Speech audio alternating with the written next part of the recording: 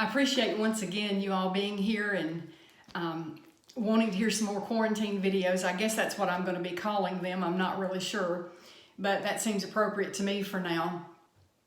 I didn't mean to do one every day, but even yesterday I had a lady say that she wanted to hear one today, and I didn't know whether I was going to or not. I hadn't had one picked out, but a few minutes after she had told me that she wanted me to do another one, I was messaging a friend of mine, and I said to him, David, what do you think that the passage, let your gentleness be evident to all, which was yesterday, and Jesus is near, have in common? And he said, because he's the one that calms the storm.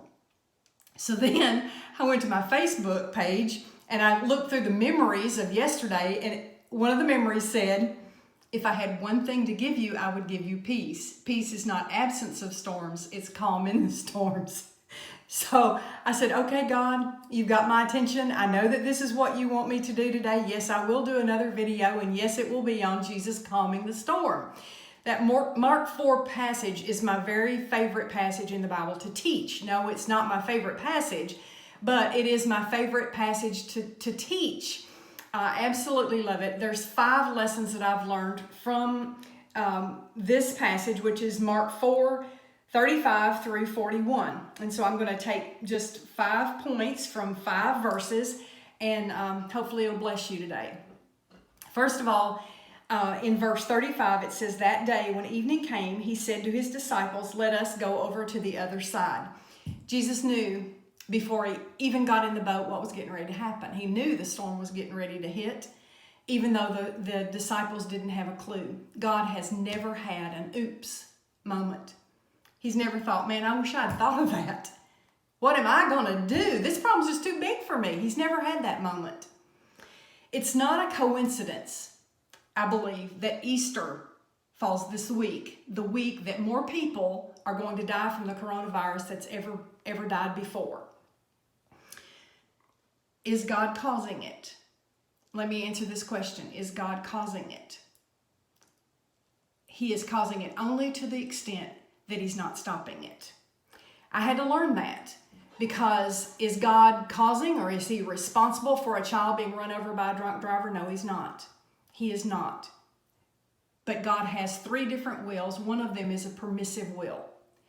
And because he has a permissive will, he allows things to happen that I'm sure makes him weak, which is, let me read this to you. This impressed me so much Sunday night. My husband and I were listening to 60 Minutes, and Leslie Stahl was interviewing survivor of the Holocaust.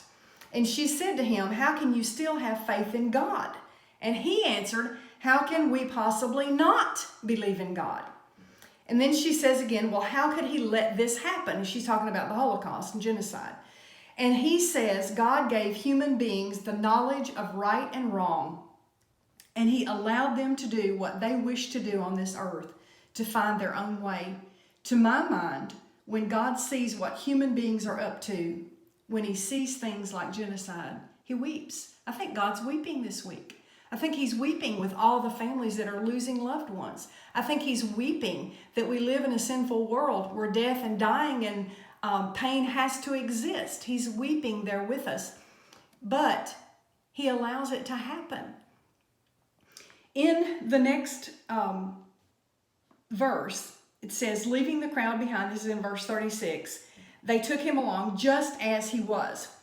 When I practice God's presence, I'm never alone. I am never alone. And whenever I go, just as I am, just as he is, I am never alone.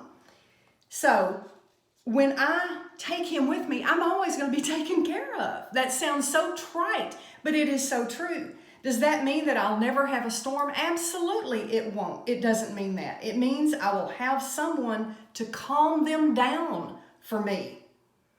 We typically want Jesus to calm the storm quickly, but he wants us to find him in the middle of it first, which is the next point. From verse 38, Jesus was in the stern sleeping on a cushion. Now, the stern is where the captain sits. It's the one who is in control. God is in control. But he was asleep.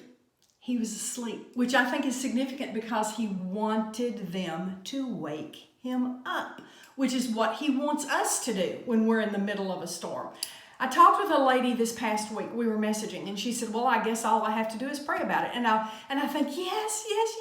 Don't do and do and do and do, and then pray. Pray first. Pray first. And you will be amazed at the angst that you will eliminate in yourself, and how he may have the answer in an entirely different way than you have looked at. Jesus can sleep because he is the one in control, and I should sleep because he is. Hold your breath. Hold your breath and see how long you can go without breathing. Hold your breath. You may go a minute. You may go a minute and 15 seconds. There's some people that have trained themselves, I don't know how, to go 4 minutes when they go underwater. I don't know how they do. But eventually, you'll have to take a breath. The very air that we breathe is dependent upon him. The next lesson that I've learned comes from the disciples said, Teacher, don't you care if we drown? Don't you care if we drown? They call him teacher instead of Lord or Master. When I see Jesus as only teacher, I fail to see him as someone I can have a relationship with. I want to see God, my Father, my Master, my Commander, someone that I have a relationship with, not just is words on a page.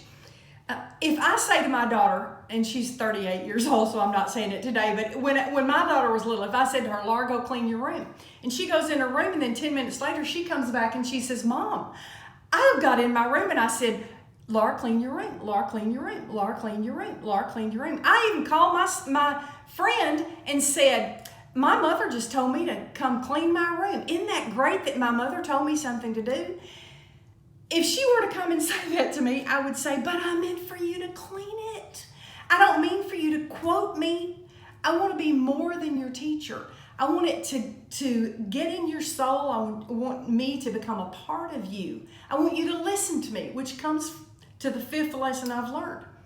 He got up, he rebuked the wind and said to the waves, quiet, be still. Then the wind died down and it was completely calm. When I listen and I obey, my whole world changes. Will the storms cease? No, they will not, but I will be calmed in the middle of them. If you notice, when you go back to your Bibles, if you look in Mark 4, the beginning of Mark 4 starts out with the parable of the sower. And so in verse 9 of chapter 4, Jesus says, he who has ears to hear, let him hear. And so he tells them the parable of the sower. He says, do you understand the parable? And he says, as soon as the first people hear it, Satan comes and takes away the word that was sown in them. And then the second soil is the rocky soil. Other seed sown like on rocky soil hear the word and at once receive it with joy, but because they have no root, they listen only a short time. And when trouble or persecution comes, they quickly fall away. And then he says, still others, like seed sown among the thorns, hear the word. They've all three heard the word, but the worries of this life, the deceitfulness of wealth, and the desire for other things come in and choke the word, making it unfruitful. But listen to this, and this is who I want to be. Others, like seed sown on good soil, they hear the word, they accept it, and they produce a crop. 30, 60, or even 100 times what was sown. I want to hear the word.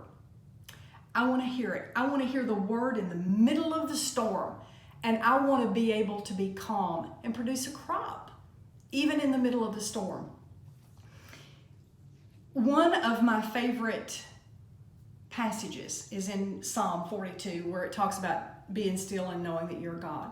But in verse 7, in 42:7, it says, deep calls to deep in the roar of your waterfalls. All your waves and breakers have swept over me. I asked my husband the other night what he thought that meant, and we both concluded the same thing. When I am in deep water, I learn the deepest, hardest lessons I've ever heard in my life.